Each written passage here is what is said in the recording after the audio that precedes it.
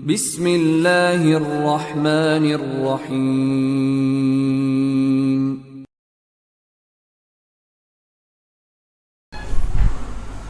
Assalamualaikum warahmatullahi wabarakatuh.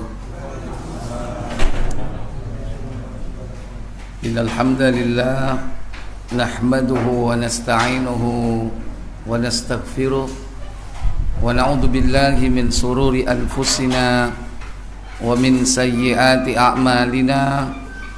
Man yahdihillahu fala mudhillalah wa man yudlil fala hadiyalah. Wa ashhadu an la ilaha illallah wahdahu la syarika lah wa ashhadu anna Muhammadan abduhu wa rasuluh. Allahumma salli wa sallim wa barik ala Muhammadin sallallahu alaihi wa ala alihi wa ashabihi wa man tabi'ahum bi ihsanin ila yaumiddin, amma ba'd. Pertama, kita bersyukur kepada Allah Jalla wa Ala atas nikmat-nikmat yang Allah berikan kepada kita semua. Dipertemukan kita kembali di majelis ini seperti pada pertemuan sebelumnya, dengan tetap semangat untuk mendapatkan pengetahuan, khususnya ilmu din, yang niat ini tetap harus terpelihara, terjaga, agar kita mendapatkan kemanfaatan dari apa yang kita pelajari pada malam ini dan seterusnya. Semoga Allah Jalla wa'ala memberikan kita ilmu yang bermanfaat, dimudahkan pula untuk mengamalkannya secara istiqamah.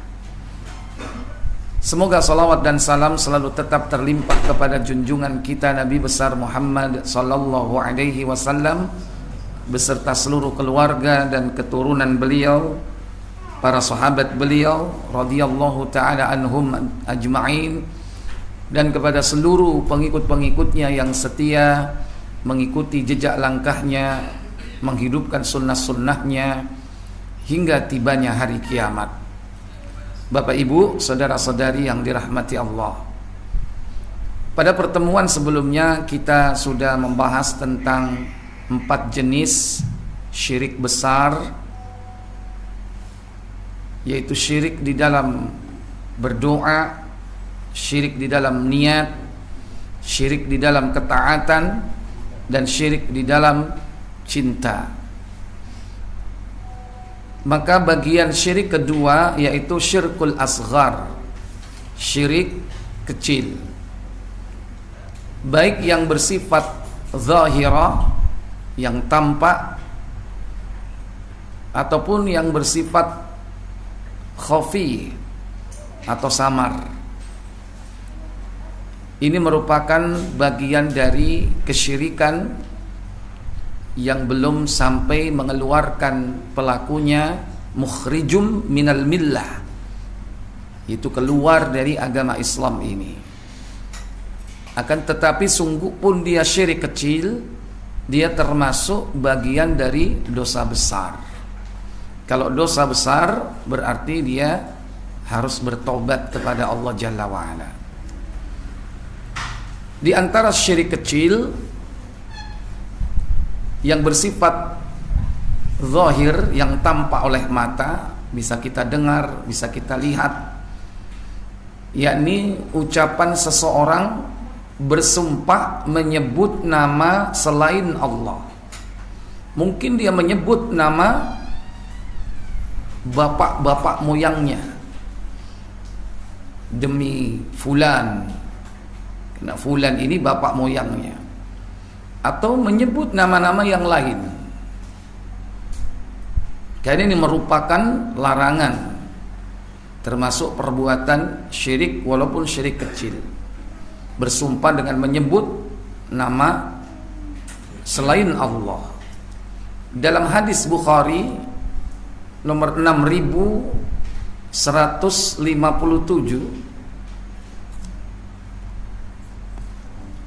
6157, ada riwayat dari sahabat Abdullah ibn Umar radhiyallahu taala anhuma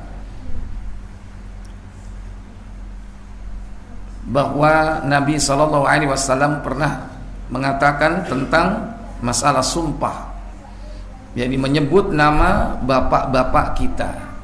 Silakan. Dari Abdullah bin Umar radhiyallahu anhuma bahwa Rasulullah SAW menjumpai Umar bin Khattab yang sedang berjalan di atas hewan tunggangannya, dan ia bersumpah dengan nama ayahnya. Maka Rasulullah menegur. Ya. Apa kata Rasulullah SAW? Jangan. Tahukah kamu bahwa Allah melarang kalian bersumpah dengan nama ayah-ayah kalian? Barang siapa yang bersumpah, hendaklah bersumpah dengan nama Allah atau lebih baik dia. Ya. Jadi Nabi melarang seseorang itu bersumpah menyebut nama selain Allah. Di sini disebut, yakni salah satunya nama bapak-bapaknya. La tahlifu bi abaikum. Jangan kalian bersumpah dengan menyebut nama bapak-bapak kalian, siapapun namanya. Apakah itu kakeknya, atau buyutnya, atau cangganya, atau warengnya, atau udek-udek, atau gantung siwurnya, pokoknya ke atas. Atau nama-nama siapapun di kalangan tokoh-tokoh mereka yang merupakan bapak moyang dari orang tersebut. Tidak boleh, karena diperintahkan orang bersumpah yaitu menyebut nama siapa? Menyebut nama Allah tabaraka wa ta'ala dengan ucapan wallahi, demi Allah, atau tallahi, sama artinya, atau billahi. Karena kita makhluk, maka makhluk bersumpah harus menyebut nama Allah. Beda dengan Khaliq. Kalau Khaliq, Allah bebas menyebut nama apapun di kalangan atau di antara makhluk-makhluk ciptaannya. Maka di dalam Al-Quran banyak contoh-contoh sumpah-sumpah Allah itu menyebut nama makhluk ciptaannya. Kadang yang disebut adalah ciptaan yang bersifat materi, yang bersifat fisik. Kadang Allah menyebut yakni makhluk yang bersifat abstrak, yang immateri. Yang bersifat materi, Allah menyebut nama-nama makhluk seperti gunung, buah-buahan, wattin, demi buah tin, waturi sinin, dan gunung Tursina, wahadzal baladil amin, dan demi negeri yang aman ini, Mekah. Itu kata Allah. Atau menyebut nama ciptaannya, wasyams, wasyamsi, demi matahari, wal qamari, demi bulan, wan najmi, demi bintang. Bebas Allah menyebut nama-nama ciptaannya dalam bersumpah. Atau menyebut nama-nama waktu, itu yang merupakan ciptaan yang bersifat abstrak, yang tidak bisa kita lihat dan kita pegang wujudnya. Kadang Allah katakan wal laili, demi malam, wadduha, demi waktu duha, wal asr, demi waktu asar. Cuman umumnya di situ diartikan demi masa. Jadi Allah bebas menyebut nama-nama makhluk ciptaannya. Kalau kita makhluk dalam bersumpah, maka harus menyebut nama Allah. Kalau tidak, wallahi, billahi, tallahi, atau dengan redaksi kalimat yang dicontohkan oleh Nabi. Walladzi nafsi biyadi, demi yang jiwaku berada di tangannya. Siapa? Jiwa kita berada di tangan siapa? Allah. Sering Nabi mengucapkan kalimat seperti itu. Boleh. Tapi walaupun pengertiannya sama, yang dimaksud Allah, tapi jangan pakai redaksi yang aneh-aneh. Demi sing ngecat Lombok, ono sing ngono kadang. Ya, siapa sing ngecat Lombok? Ya Allah. Tapi kan nggak ada tuntunan, ya. Nanti macam-macam demi yang membuat madu, nah, nggak ada tuntunan. Jadi ya sebutkan sebagaimana yang Allah contohkan, maksudnya yang Nabi contohkan ya, yang Allah perintahkan kita bersumpah menyebut nama Allah dan dicontohkan melalui lisan Nabi kita Muhammad sallallahu alaihi wasallam. Baik, selanjutnya 6157. Tadi itu 55 kalau nggak salah tadi ya. Silakan.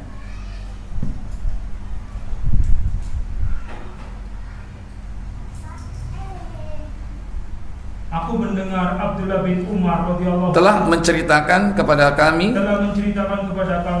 Musa bin Ismail, telah menceritakan kepada kami Abdul Aziz bin Muslim, telah menceritakan kepada kami Abdullah bin Dinar menuturkan, aku mendengar Abdullah bin Umar radhiyallahu anhuma menuturkan, Rasulullah SAW bersabda, janganlah kalian bersumpah dengan nama bapak-bapak kalian. Iya, jangan kalian bersumpah dengan nama bapak-bapak kalian. Sama. Jadi nama bapak ini salah satu yang sering disebut mungkin ya karena bangga dengan keturunan. Tapi sebetulnya dengan kalimat apapun yang menyelisihi sunnah tidak boleh. Demi langit boleh nggak? Demi bumi nggak boleh. Demi siapa lagi? Nenek moyang ya. Nggak, kadang ada orang sumpah itu dibuat mainan gitu loh. Sumprit ya, swear. Kadang seperti itu. Bener, sumpah sambar geledek. Sambar geledek ya. Tapor kelat. Nah ini sambar geledek. Tetap itu kalimat-kalimat yang menyelisihi. Atau demi ciptaan-ciptaan Allah, walaupun itu tempat-tempat yang mulia, kita makhluk tidak boleh menyebut sesama makhluk. Sama Abdullah bin Umar pernah menjumpai orang bersumpah menyebut nama Ka'bah, wal Ka'bah, demi Ka'bah. Kata Abdullah bin Umar, gak boleh bersumpah dengan menyebut nama selain Allah katanya. Baca Tirmidzi nomor 1535 kalau tidak salah. Coba dicek 1535 Tirmidzi.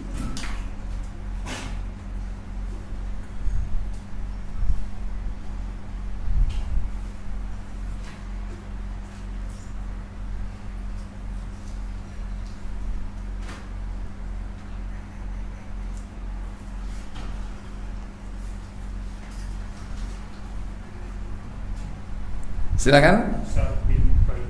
Iya. Qutaibah lengkap aja dibaca. Qutaibah menceritakan kepada kami, Abu Khalid Al-Ahmar menceritakan kepada kami dari Hasan bin Ubaidillah dari Sa'ad bin Ubaidah.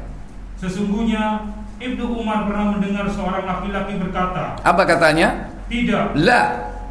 Demi Ka'bah. Wal Ka'bah, demi Ka'bah.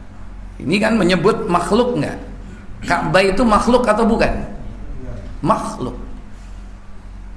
Ya, ciptaan. Karena selain dari Allah makhluk, prinsipnya begitu. Siwallah huwa alam. Selain Allah alam, makhluk. Apapun, baik yang hidup maupun yang mati. Ka'bah benda mati, sekalipun dia bangunan yang mulia. Al-Ka'bah Asy-Syarif. Tapi tidak boleh bersumpah dengan menyebut nama makhluk itu. Maka kata Abdullah bin Umar, sami'tu Rasulullah sallallahu alaihi wasallam, lanjut.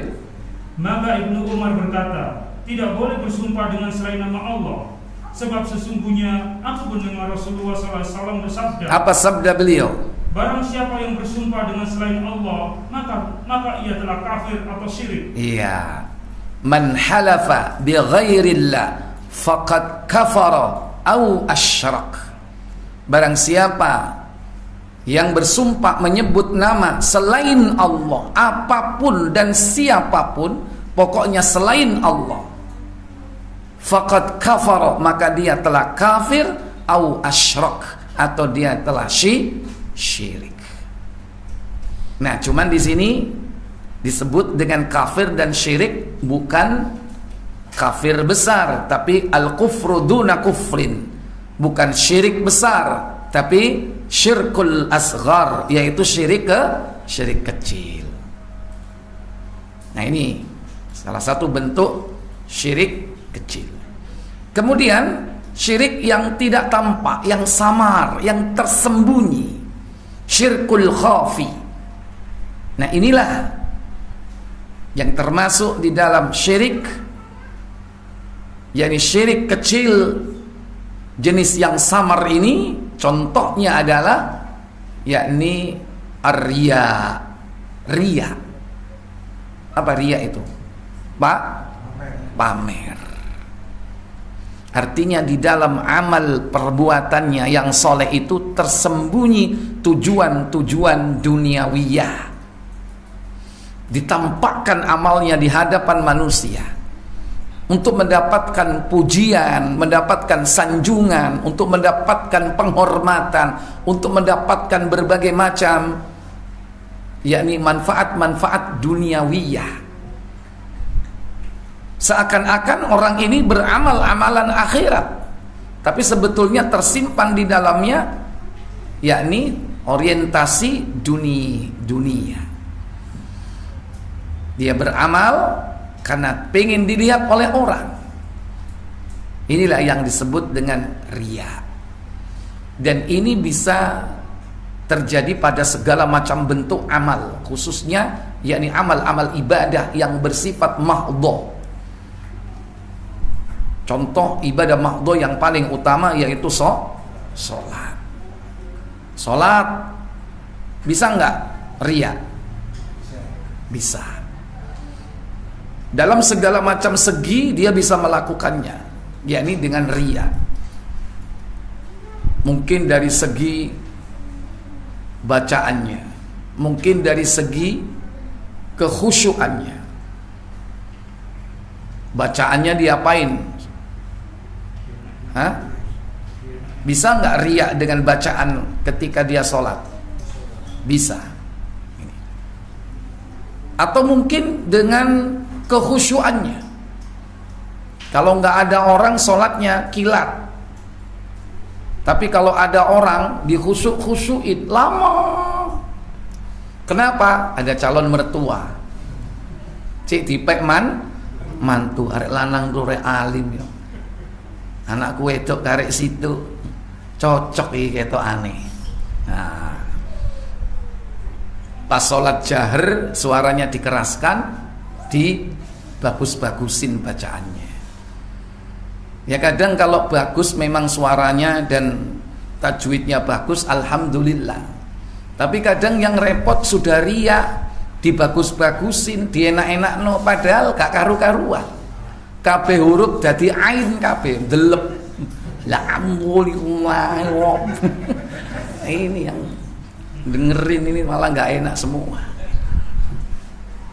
Ya kadang itulah manusia. Makanya perlu orang itu melatih diri untuk memupuk keikhlasan, dan itu butuh jam terbang. Pada awal-awal orang jadi imam itu memang ada sikap seperti itu, pamer awal-awal, ya kan, karena dia butuh pengakuan.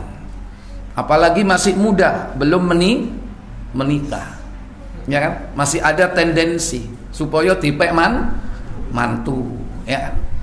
Tapi kalau sudah tua, jam terbangnya sudah tinggi, sudah terbiasa jadi imam, orang pada ngerti, itu udah lewat seperti itu. Artinya itu sudah lewat masa lalu gitu.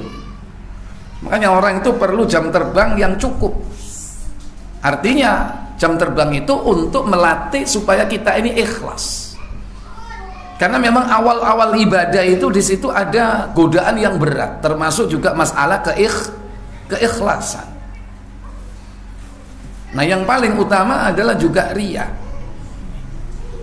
Nah, termasuk juga bagian daripada riya yaitu orang yang ya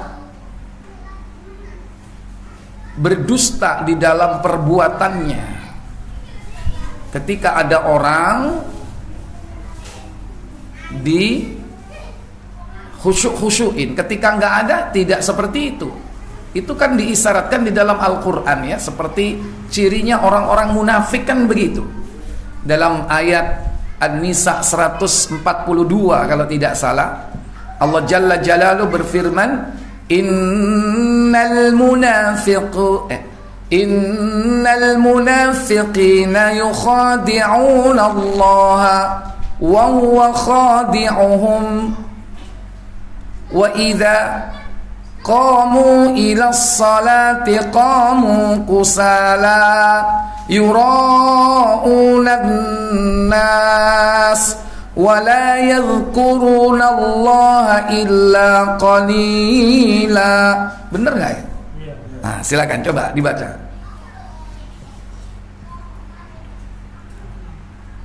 Sesungguhnya orang munafik itu hendak menipu Allah, tetapi Allah lah yang menipu mereka. Apabila mereka berdiri untuk sholat, mereka lakukan dengan malas. Mereka bermaksud riya, ingin dipuji di hadapan manusia, dan mereka tidak mengingat Allah kecuali sedikit sekali. Ya, saya katakan tadi ini merupakan bentuk kedustaan. Ternyata bohong, dusta itu bukan hanya dengan verbal, secara lisan. Bohong itu juga meliputi perbuatan. Nah, perbuatan orang munafik ini kan dusta. Dia nggak ngomong sih, cuman perbuatannya menunjukkan kedustaan. Kata Allah Jalla wa'ala, innal munafiqina, sesungguhnya orang-orang munafik itu yukhadi'unallaha, dia menipu Allah. Wa huwa khadi'uhum, akan tetapi Allah balas menipu mereka. Apa maksudnya? Wa idza qamu ila sholati, dan apabila orang munafik itu diseru untuk melaksanakan sholat, qamu, mereka laksanakan. Kusala, akan tetapi dia malas-malasan.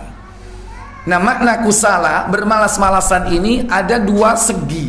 Pertama, sebelum pelaksanaan sholat dan ketika melaksanakan sholat. Sebelum melaksanakan sholat, sholatnya ditunda-tunda. Asar sampai matahari hampir tenggelam. Itu contoh. Jadi ditunda, bermalas-malasan, entar dulu. Begitu pelaksanaan sholat, apa yang dilakukan? Sholatnya cepat apa lambat? Cepat. Ketika belum melaksanakan, dia lambatin sholat pelaksanaannya. Ketika melaksanakan sholat, sholatnya cepat. Nah, kenapa kok seperti itu? Allah tegaskan dalam ayat tersebut, yura'unan nas. Maksudnya apa? Mereka melakukannya itu karena riya. Terutama sholat apa yang berat buat orang munafik? Sholat subuh dan sholat Isya, itu yang paling berat bagi orang munafik. Karena dua waktu itu kadang cahaya itu masih belum terang. Jadi kesempatan untuk tidak terdeteksi. Bisa jadi dia nggak datang. Kenapa? Sepeteng aja kok. Subuh waktu itu masih belum terang. Makanya berat bagi mereka, kan nggak kelihatan. Di zaman Nabi kan nggak pakai lampu kan, subuh. Demikian pula Isya sudah gelap. Karena untuk nyari mana fulan ini kan, terus dianggap ada. Karena mudah sekali untuk tidak terdeteksi karena gelap. Loh, ayat ini apakah masih berlaku, Ustadz? Zaman sekarang kan ada lampu, tetap saja berlaku. Sekalipun terang benderang, subuhnya terang, oleh ono lampu. Isanya terang enggak? Terang, juga ada lampu. Apakah tetap masih relevan dengan sifat-sifat orang munafik zaman sekarang? Masih relevan. Tapi bisa jadi modusnya yang berbeda. Artinya apa? Mereka tetap tidak melaksanakan sholat subuh atau berat melaksanakan sholat subuh bukan karena gelap, tidak, tapi karena malas. Enak-enak itu turu. Kenapa? Karena di zaman sekarang ini orang cenderung tidurnya lebih larut malam. Kalau sudah tidurnya larut malam, pagi subuhnya males nggak? Males. Nah, rata-rata larut malam ini karena sebab aktivitas duniawi ya, sing delok TV, ya, sing ngelencer, sing cangkruan bonang di. Sama aja, tantangannya sama. Kalau dulu mungkin nggak ada aktivitas seperti itu, gelap, orang segera tidur, tapi masih ada peluang untuk tidak sholat subuh atau absen. Kenapa? Karena tidak tampak. Sekarang tampak, tapi berat. Malah apa? Ngantuk. Demikian pula sholat isyaknya, walaupun terdeteksi dengan adanya cahaya, mereka bisa ketahuan, tapi tetap saja berat. Kenapa? Karena aktivitas duniawiyah yang sangat padat di zaman kita sekarang ini. Alasane pegel mari nyambut gawe, nek ngono durung teko sik nang dalan. Padahal gak nang dalan. Mulai wis jam 4 mau, tapi mampir dhisik. Nek gak ngono mlaku-mlaku nangem. Jadi sama saja. Ayat atau hadis ini tetap relevan. Ayatnya surah An-Nisa 142, hadisnya di hadis Muslim. Karena kata Nabi, sholat yang paling berat buat orang munafik itu adalah sholat subuh dan sholat isya. Maksudnya di situ adalah sholat dengan cara berjamaah. Kalau sholat mereka tetap sholat, tapi di rumah mbo jam piro. Ikhwatal iman, Allah katakan dalam ayat itu, wala yadhkurunallaha illa qalila, dan mereka tidaklah mengingat Allah kecuali hanya sedikit. Salat, apalagi amalan-amalan yang bisa ada riya di dalamnya, banyak ibadah mahdhah. Umroh bisa nggak riya? Bisa. Haji bisa nggak riya? Bisa. Sedekah bisa nggak riya? Sangat bisa. Bahkan disebut oleh Allah kan tentang sedekah yang riya itu, pahala mereka bagaikan tanah di atas batu licin yang tertimpa hujan lebat. Dalam surah Al-Baqarah ayat 264, Allah Jalla wa Ala berfirman dalam ayat tersebut, ya ayyuhalladzina amanu la tubtilu sadaqatikum bil manni wal adha kalladzi yunfiqu malahu ria'an nas wa la yadhkuru wa la yu'minu billahi wal yawmil akhir wa mathaluhu kamathali safwanin 'alayhi turabun fa asabahu wabilun fatarakahu salda la yaqdiruna ala syai'im mimma kasabu wallahu la yahdil qaumal kafirin. Apa kata Allah? Wahai orang-orang yang beriman, janganlah kamu merusak sedekahmu dengan menyebut-nyebutnya dan menyakiti perasaan penerima. Ya. Seperti apa di situ digambarkan? Seperti orang yang menginfakkan hartanya karena pamer kepada manusia dan dia tidak beriman kepada Allah dan hari akhir.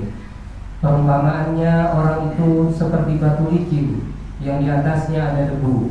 Kemudian batu itu ditimpa hujan lebat, maka tinggallah batu itu licin lagi.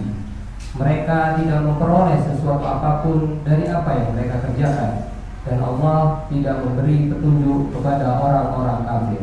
Iya. Allah katakan dalam ayat tersebut, ya ayyuhalladzina amanu, wahai orang-orang yang beriman, la tubtilu sadaqatikum, jangan kau batalkan. Maksudnya adalah pahala-pahala sedekah. Jadi itu sudah dilakukan. Amalan yang bernama sedekah itu hancur, hangus pahalanya. Disebabkan oleh apa? Pertama, bil manni, dengan menyebut-nyebutnya. Iku musola iku nek gak ono aku gak kira ngadeg iku. Mulai pertama sampai terakhir iku biayaku kabeh. Ngomong seperti itu kepada anaknya, walaupun anaknya habis pahalanya. Termasuk disebut dengan istilah mannan.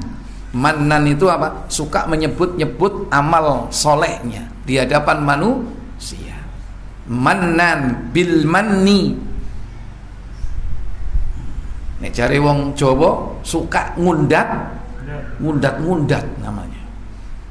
Yang kedua wal adza, dan menyakiti hati orang yang menerimanya.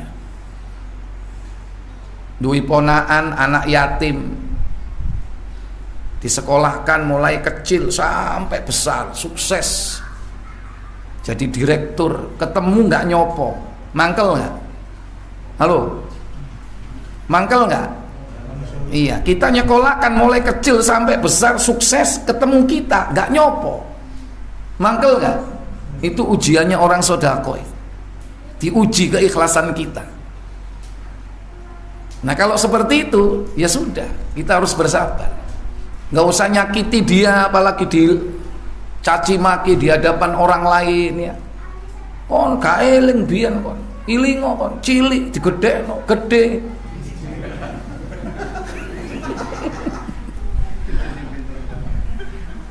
Saiki kon sombong kon yo. Nah, dicaci maki di hadapan orang lain itu termasuk menyakiti hati.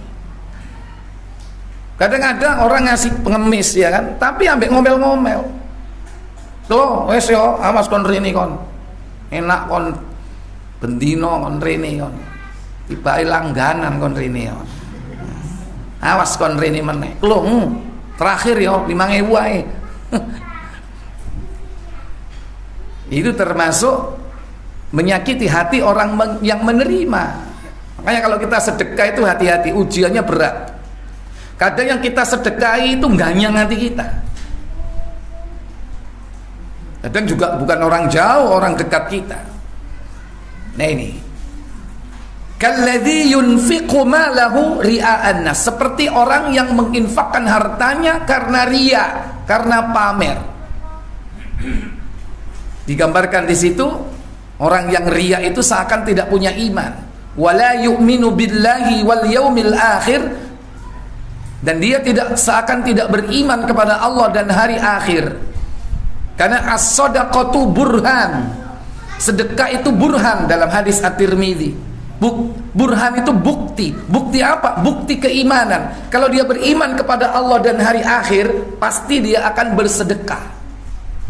Makanya orang pelit itu gara-gara imannya kepada Allah dan akhirat tipis. Makanya jadi wong bakhil wal dan pelit, wis opo ae sebutane. Karena nggak beriman atau imannya tipis terhadap Allah dan Rasulnya, terhadap hari kemudian atau hari kiamat. Kemudian digambarkan dengan sebuah analogi, kamathali safwanin alaihi turab, famathaluhu, perumpamaan mereka yaitu seperti debu yang berada di atas batu licin.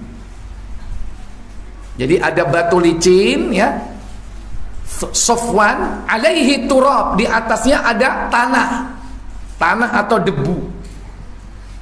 Fa asabahu wabilun, kemudian ditimpa oleh wabil, hujan. Fatarakahu solda, lantas bersihlah lagi tanah itu, batu itu menjadi licin kembali. La yakdiruna, dia tidak mendapatkan sesuatu apapun dari apa yang dia usahakan itu. Ikhwatal iman, aizakumullah, jangan sampai kita ini punya amal-amal soleh ya, diibaratkan, dianalogikan seperti itu. Berarti nggak bertahan sama sekali. Kalau yang namanya batu licin di atasnya tanah kena hujan, ya cepat sekali hilangnya, yakni tanah tersebut. Karena sebab apa? Di antaranya karena riya. Nah, riya itu harus diwaspadai sebelum kita beramal soleh, saat kita beramal soleh, dan setelah kita beramal soleh. Kadang orang itu riyanya setelah dia beramal juga ada. Awalnya ikhlas, kemudian gak ada orang yang tahu. Tahu-tahu ada orang yang mengetahui kalau dia itu adalah orang yang dermawan. Nah, disitulah mulai setan berperan, membuat tipu daya supaya dia merasa bangga, gak ada orang yang seperti dia. Akhirnya dia cerita kepada orang lain. Awalnya dulu gak ada yang tahu. Pinter setan itu.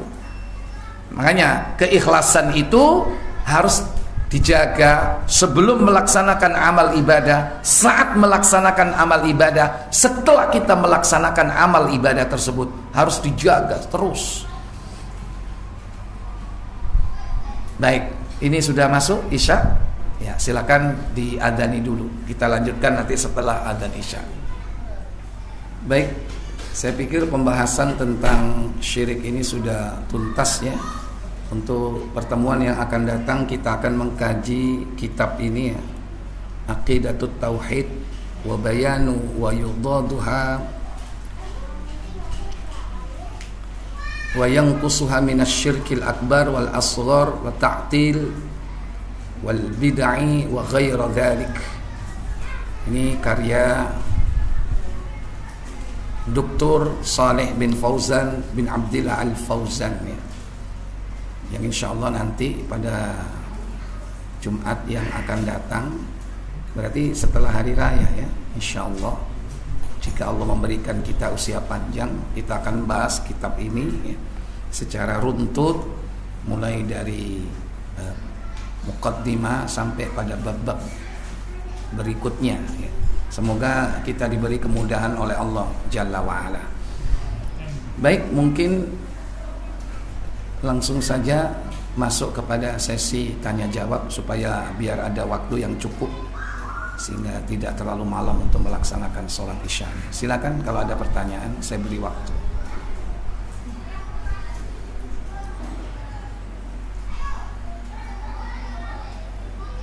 Ya, silakan. Apakah ada keutamaan menjadi imam sholat? Sebab di bagian tempat ada yang masih menunjuk atau dorong-dorong, ini dikhawatirkan menjadi riya atau tidak wajib gitu. Iya. Apakah ada keutamaan menjadi seorang imam? Ya. Jadi seorang imam itu sendiri harus memiliki keutamaan. Imam itu sendiri harus memiliki keutamaan sehingga dia menjadi imam. Bukan ketika dia menjadi imam kemudian dia mendapat keutamaan, tidak. Tapi menjadi imam itu berangkat dari keutamaan. Apa keutamaannya? Pertama, yaitu orang yang banyak menghafal ayat-ayat Al-Quran. Itu kriteria syarat menjadi seorang imam. Nah, apabila di antara mereka ada yang memiliki hafalan, pemahaman terhadap Al-Quran yang sama, seimbang, maka tinjauan berikutnya yaitu terhadap as-sunnah. Nah, apabila di antara mereka itu seimbang di dalam pemahamannya terhadap Al-Quran, juga sama pemahamannya terhadap as-sunnah, maka kriteria ketiga yaitu orang yang lebih dulu hijrah. Ono A, B, B, apalane podo akeni, podo fahami, lihat sunnahnya, ternyata sama juga pemahamannya terhadap sunnah, sama. Tiba-tiba mondoke bareng, mondoke bareng. Nah, di antara mereka dilihat siapa yang lebih pertama hijrah, itu kriteria ketiga. Hijrah itu bagaimana? Yaitu kembali kepada agama Allah. Kalau dulu hijrah ya mungkin dari kafir masuk Islam. Siapa yang dulu masuk Islam? Itu hijrah. Kalau sama-sama muslim, siapa yang dulu bertobat kepada Allah Jalla wa'ala? Situ tobat usia 40, situ umur selawe wis tobat. Al-Qur'ani apalane podo, hadise ya podo, sunnah podo. Mana yang didahulukan? Halo, yang tobat ketika usia 25. Gitu. Jadi yang hijrah lebih pertama siapa gitu. Nah, kalau sama-sama hijrahnya juga sama, Al-Qur'annya sama, ilmu as-sunnahnya sama, hijrahnya sama, baru dilihat mana yang tua. Siapa di antara keduanya atau yang di antara mereka yang memungkinkan untuk menjadi imam sholat itu adalah yang tua siapa, yang paling tua. Lah saiki enggak sing tua dhisik, sing diutamakno. Betul enggak itu? Di kampung, di masyarakat itu sing dipilih sing tua dhisik. Kadang-kadang Al-Qur'ane gak karu-karuan, ya. Mending anak kecil yang sejak kecil dia terdidik dengan Al-Qur'an walaupun masih belum balik, tapi dia sudah mumayyiz, sudah 10 tahun, ngerti baik dan buruk, hafalannya banyak, apal 2 juz. Masih onang kono ono wong tua, ya kan? Sudah pengalaman banyak, kenyang makan garam kehidupan. Arek cilik iki gak tahu mangan uyah gitu. Sing tua, ya itu istilah ya, bahasa kiasan. Tetap lebih utama anak ini. Napa maneh sing tua iki wis apalane titik trikul ya. Kul wallahu ahad, kul a'udzu bil falaq, kul a'udzu bin nas. Ngatek mocone gak karu-karuan. Ya.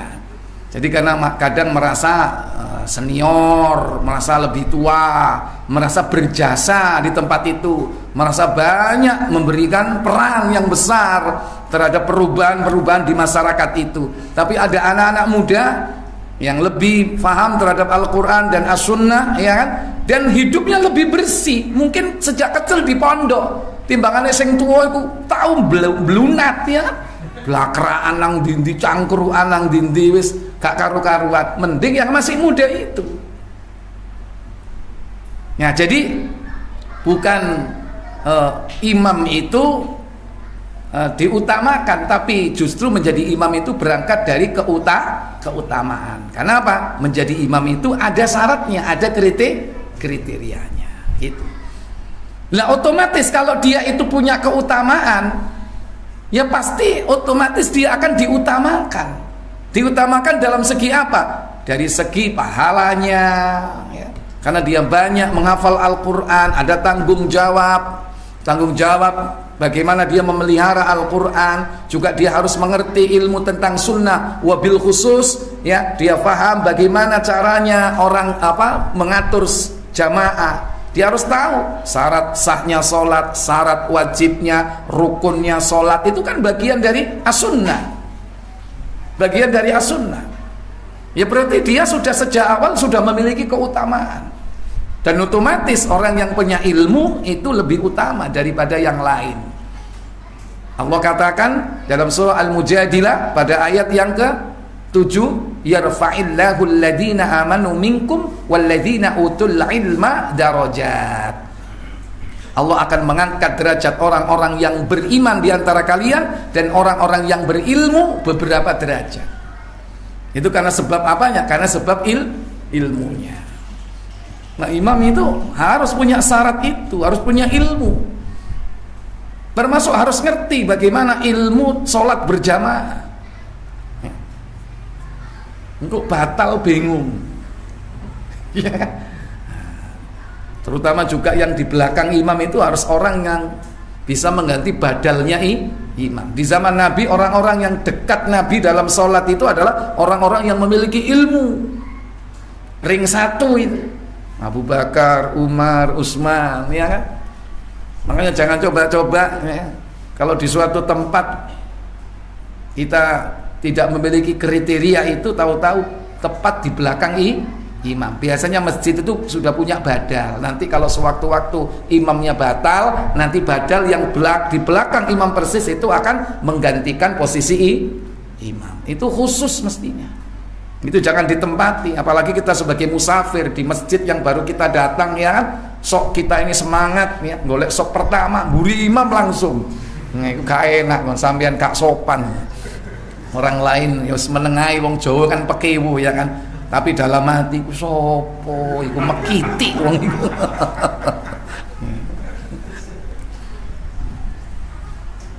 Ya, wallahu a'lam. Ya, silakan. Tidak boleh ya mengucapkan kalimat demi Allah, demi Rasulullah, tidak boleh. Wallahi wa bi rasulihi, billahi wa bi rasul, demi Allah, demi Rasul, tidak boleh. Sebagaimana tidak boleh orang mengatakan yakni kehendakmu, kehendak Allah dan kehendakmu. Sya'allah wa sya'a wa syi'ta ya. Kehendak Allah wa syi'ta dan juga kehendakmu. Itu tidak boleh ucapan seperti itu. Cukup ucapkan yakni Masya Allah atau sya'allah, kehendak Allah. Jangan diembel-embeli apa-apa. Kehendak Allah. Nah, kalau terpaksa harus diembel-embeli, itu bukan dengan kata sambung wawu, tapi diperbolehkan oleh ulama yakni dengan kalimat thumma, dengan kata thumma, kemudian sya'allah thumma syi'ta, kehendak engkau ya Allah, atau kehendak Allah kemudian kehendakmu. Nah, kemudian thumma di situ tidak menunjukkan kedudukan kesetaraan. Tapi kalau pakai wawu atof di situ, itu seakan menunjukkan kedudukan yang setara. Seakan-akan ada dua Tuhan, ada dua Rob di situ, Allah dan Rasul, nggak boleh. Karena sambungnya wa. Tapi kalau pakai thumma boleh. Nah, kalau nggak pakai misalnya, itu lebih bagus, cukup kehendak Allah saja, tanpa ada kehendak-kehendak yang lain. Kalau terpaksa harus mengatakan kehendak manusia, maka ucapkan setelah ucapkan sya'allah, kehendak Allah, thumma syi'ta, kemudian kehendakmu. Nah, demikian pula yaitu ketika bersumpah, cukup ucapkan wallahi, tidak boleh wallahi wa rasulih, billahi wa rasulih, nggak boleh. Demi Allah, demi Rasul, nggak boleh. Cukup demi Allah saja. Wallahu a'lam. Ya. Kalau di instansi itu kan mau pelantikan pakai sumpah di atas Quran, di atas berdasarkan bagaimana? Iya, dalam Islam itu tidak ada sumpah di bawah Al-Quran. Berarti Qurannya diletakkan di mana? Di atas. Itu analogi yang diambil dari perbuatannya orang-orang Bani Israel, orang Yahudi yang dulu disumpah oleh Allah membuat perjanjian, diangkat di atas mereka gunung Tursina. Tujuh Quran ini gunung ini. Pakai analogi itu. Dalam Islam nggak ada sumpah itu ya dengan mengangkat Al-Quran di atas kepalanya, nggak ada itu. Apa itu? Tidak pernah terjadi di zaman Islam. Bersumpah dengan cara seperti itu. Bersumpah cukup dengan ucapan, dengan kalimat wallahi, itu sudah cukup. Tidak perlu kemudian harus dibawa Al-Quran, tidak. Kan di dalam Al-Quran itu ada ya, kalau nggak salah coba surah Al-Baqarah ayat 62, kalau tidak 63 ya. Wa il akhadami 63 kalau nggak salah ya. Wa il akhadha mitsaqakum wa rafa'na fawqakumut tur khudhu ma atainakum biquwwatin wadhkuru ma fihi la'allakum tattaqun. Benar? Baik, silakan.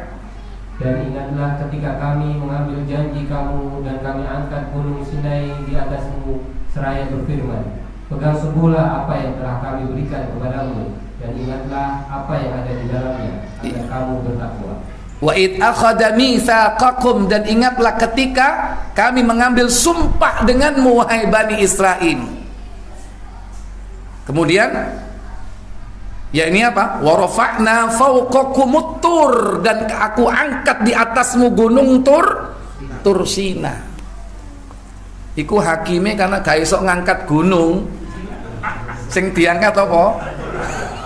Quran. Ya kan Allah biyen ngangkat gunung. Iku karepe ngangkat gunung. Ojo meneh gunung Tur Sina, gunung anyar ae gak kira iso, ya kan? Masih gunung Sari gak iso. Wa rafa'na fawqakumut tur, kata Allah, khudhu ma atainakum, ambillah, yakni perjanjian yang sudah aku berikan kepadamu, yaitu berupa apa? Alkitab, yaitu Taurat, dan ambil biquwah, dengan apa? Dengan berpegang teguh dengannya, biquwah, dan ingatlah selalu akan Allah, agar kalian la'allakum tattaqun, menjadi orang-orang yang bertakwa kepada Allah. Ya mungkin itu asal muasalnya mereka melakukan seperti itu, menganalogikan perjanjian Bani Israel dengan Allah di bawah gunung Tur Sina, itu di bawah Al-Quran. Ya, wallahu a'lam. Karena belum saya jumpai sampai hari ini cara-cara bersumpah dengan seperti itu. Nggak tahu asal muasalnya seperti apa. Kalau di barat itu dilakukan, ya, sumpah di bawah Injil, ya kan. Ya, jangan-jangan itu bisa saja dikategorikan apa? Tasyabbuh bisa jadi itu. Kalau sudah tasyabbuh malah nggak boleh kan. Man tasyabbaha biqaumin fahuwa minhum. Siapa yang menyerupai suatu kaum termasuk kaum itu. Baik. Jadi untuk beramal, pertama ada niat apa? Ada perasaan riya umpama dalam perjalanan, misalkan dia sadar dan mungkin mengakui salahnya, dia ikhlas apa juga masih dapat pahala. Karena awalnya itu riya, tapi dalam perjalanan mungkin menyesali kok riya, akhirnya dia sadar, dia ikhlas di kemudian harinya. Iya, iya. Apakah itu masih amalnya masih dikembalikan lagi pahalanya? Iya. Jadi waktu beramal nggak ikhlas, tapi setelah beramal baru ikhlas. Ya, kok aneh? Perjalanan waktu kan bisa jadi seperti itu, karena mungkin awalnya ada orang yang mungkin supaya dilem dan sebagainya kan gitu. Tapi perjalanan waktu dia menyesali, oh ya kemarin saya amal seperti ini, itu kan perbuatan salah, sehingga sudah sekarang saya ikhlas karena Allah. Ya, ada dua sisi di situ. Pertama dari sisi ampunan dari Allah. Yang kedua dari sisi pahala. Adapun dari sisi ampunan, kapanpun seseorang itu bertobat, minta ampun kepada Allah, pasti akan dimaafkan selama tidak ada penghalang orang itu untuk diampuni. Salah satu contoh, yakni apabila orang itu mengamalkan suatu amalan ibadah, ternyata selama ini dia salah, bahwa apa yang dilakukan itu semata-mata untuk mendapatkan pujian dari manusia. Mungkin karena dia nggak belajar, belum pernah atau belum menuntut ilmu, atau ilmunya belum tahu dalam masalah itu. Setelah tahu, dituntut bahwa amal itu harus ikhlas semata-mata karena Allah, tidak ada tujuan-tujuan duniawiyah. Nah, sementara amalnya sudah selesai, gitu kan? Nah, baru dia sadar. Nah, kalau dia tobat, fa insyaallah Allah akan mengampuni. Karena bisa jadi bukan hanya pahalanya nggak ada karena riya, tapi bisa jadi dia diancam dengan perbuatan itu. Dengan riyanya itu, dia diancam dengan dosa. Nah, dosa itulah yang dihilangkan oleh Allah karena kita tobat. Nah, yang kedua, bagaimana dengan pahalanya? Wallahu a'lam. Apa pahala nih mari ngono balik maneh? Mau hilang terus balik maneh ngono. Nah, itu yang saya enggak tahu. Ya kan? Karena masalahnya amalnya sudah selesai dan waktu beramal itu dilakukan dengan riya. Contoh sholat. Nah, tentu orang melaksanakan amal itu tidak semua amalnya dilandasi dengan riya. Kadang ada sholat tertentu yang dilakukan dengan riya. Juga ada sholat tertentu yang orang tuh bisa ikhlas banget. Contoh sholat tahajud. Karena nggak ada orang yang lihat, dia bisa ikhlas betul. Arep pamer nang sopo, ya. Wong padha turu kabeh. Makanya cara untuk beribadah ikhlas itu caranya belajar sholat di malam hari ketika orang sedang tidur lelap. Karena nggak ada sarana untuk kita bisa riya arep pamer nang sopo. Mosok banter-banter no mocoy. Gak malah dipuji tambah disawat sampean. Beribeni wong turu, ya kan? Ya. Jadi belajar. Nah, ada kadang sholat itu mungkin sholat yang dilandasi riya. Bisa jadi. Mungkin sholat duhur, mungkin sholat maghrib. Nah, kalau dilakukan pada waktu sholat duhur, dia riya. Dan itu terjadi pada seluruh sholatnya, riya. Sejak awal ketika dia sholat, ya, semuanya dilandasi dengan riya. Dan selesai sholat itu, maka bisa jadi tidak ada pahalanya sholat itu. Karena dilandasi dengan riya. Dan amalnya sudah selesai. Begitu lusa, 2 hari kemudian dia sadar, wingi aku laopo sholat duhur gara-gara ono rondo iku lho. Kok aku dadi gak ikhlas tibake rondoe wis rabi. Wis tiwas aku wingi ngelakoni sholat ambek riya duwe karep, ya kan? Duwe karep nang rondoe wis dipek uang, gelo sampean. Wis nek ngono aku tak ikhlas saiki. Kaset. Sudah lewat, ya. Sudah nggak mungkin pahalanya balik. Ya, pahala tadi sudah nggak ada karena amal yang tadi dilakukan dengan riya, maka amal itu tanpa ada pahala. Nah, ketika asar dia sholat ikhlas, maka dia dapat pahala. Maghrib ikhlas, dapat pahala. Zuhur iku loh. Tapi kalau sudah selesai, nggak mungkin pahala itu balik. Adapun dosa karena sebab kita riya, kalau kita tobat, fa insyaallah diterima tobat kita. Karena riya itu dosa besar. Walaupun itu syirik kecil, tetap dosa besar. Jangan sampai kita melakukannya. Walaupun hal itu tidak mengeluarkan kita dari Islam. Nah ini. Nah kalau yang dulu-dulu kita tobati mungkin barangkali banyak ya. Gimana?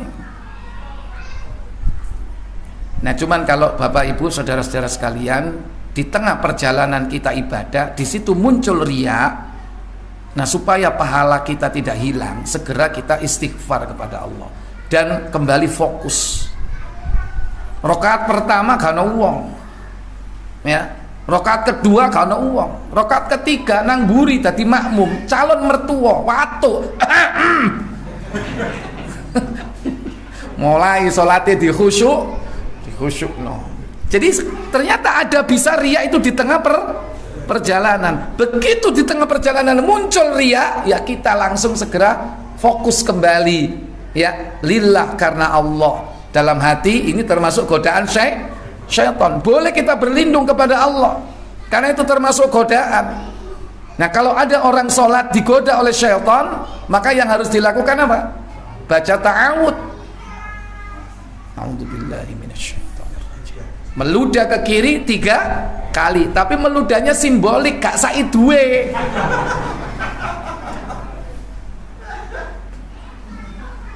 Sholat jamaah sai duwe kon blaen ngetrot. Ya, simbolik. Ta'awud, meludah simbolik ke kiri 3 kali. Itu setiap kali digoda syaitan. Sering nggak kita sholat digoda syaitan? Iya. Sering, ya kan? Seliwer terus. Waduh, dompetku tibae nang dukur tempat wudhu ya. Lali gak dicupuk, ketinggalan yang tempat wudu. Nun sewu, siapa yang ngingetkan itu? Siapa yang ngingetkan? Padahal tadi dicari nggak nemu. Dielingno. Justru ingatnya pada waktu apa? Sholat. Setan itu kadang begitu. Ngingetkan seseorang sesuatu yang lupa saat sholat. Ya kan? Nggak fokus. Pemenang ono PR hitung-hitungan, sholat ngitung yuk. Untungnya hati-hati saat sholat itu. Dan itu ingat godaan syaitan, dan kita harus berlindung kepada Allah. Termasuk juga riya, menggiring syaitan menggiring manusia menuju kepada riya. Ketika kita itu terjadi, segera kita kembali kepada Allah, supaya jangan sampai pahala kita hilang. Nah kadang riya itu terjadi di tengah perjalanan. Nih, itu. Wallahu a'lam. Saya pikir cukup. Ada lagi mungkin? Terakhir nih Pak.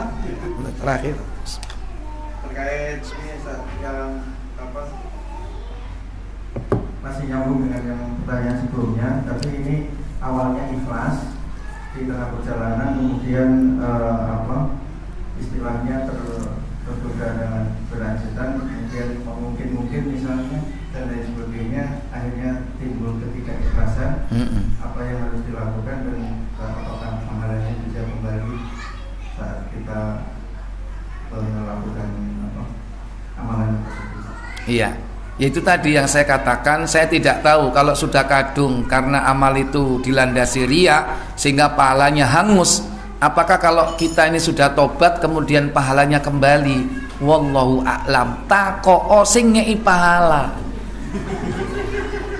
Takoo sing ngei pahala. Lah saya ki sing ngei pahala sapa?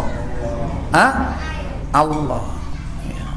Lah kalau kita minta, boleh nggak? Ya Allah, kembalikan, ya, berilah aku pahala terhadap amal-amal solehku yang dulu saya lakukan, wahai Allah. Bahkan mungkin barangkali amalku yang kulakukan dengan riya, saya tahu bahwa itu tidak ada pahalanya. Ya Allah, berilah aku pahala. Boleh nggak berdoa seperti itu? Bebas kalau berdoa, boleh. Mintalah kepada Allah. Silakan. Tapi apakah nanti pahala itu balik atau tidak, kita tidak tahu. Kita nggak tahu. Ya kita harapannya begitu. Karena pasti diantara kita ini banyak melakukan amalan dalam satu waktu, amalan itu dilandasi dengan riya. Habis itu pahala. Habis. Wah, aku mah pengirek tahajud tangi jam 1 oleh 2 rakaat salam adzan subuh.